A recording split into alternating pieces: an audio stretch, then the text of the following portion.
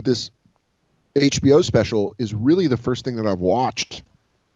You know, when I was editing it, I'd never watched it after I edited it, but where I watched it, I'm like, yeah, these bits are completed. Like they're completed. That's something I have to thank Fringe for. I went all the way through the bit, and when you go all the way through it, and it's like a great book that people should read, comedians should read, that helps with comedy, I think, and I'm about to reread it, is How to Win an Argument by Cicero. It's this book that I found, you know, in a bookstore, being a pretentious dickwad.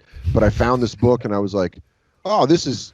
He was a lawyer who had to not only represent his friends but his enemies, and he's like one of the greatest arguers. I don't even know if that's a word, but he's like one of the greatest shit talkers of all time, and he lays it out. It's a very short read, but it's something that in it really. I read it before I did Fringe, and it made me. I kept thinking about this during the Fringe Festival, which was like, when you have an idea, cast a very wide net so that when you pull it back, you've gone through everything. So when you have an idea, like, cast the widest net possible to see what you can catch in it, and then when you pull it all back in, you'll know you went everywhere with the idea. So where you settle will be the best idea.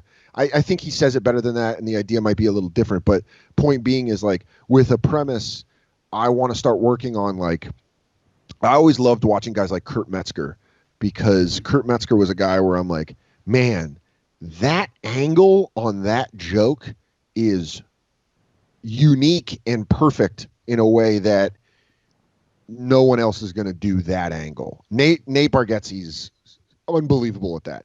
Nate Bargatze's unbelievable at finding those in things that are just as simple as, like, grape jelly. You know, if I say, like, grape jelly, like, I've had several conversations on the phone with Nate where in conversation he said something, whether it be about buying a tiger or whether it being about having ketchup in your refrigerator. At the time it was grape jelly, and he changed it to ketchup.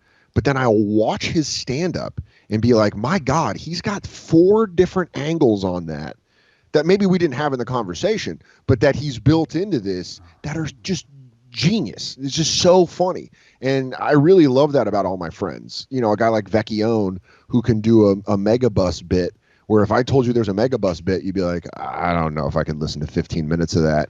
But then you see Vecchione's, and it's layered and it's nuanced and it's really funny. And I always really love those kind of jokes. Hot breath.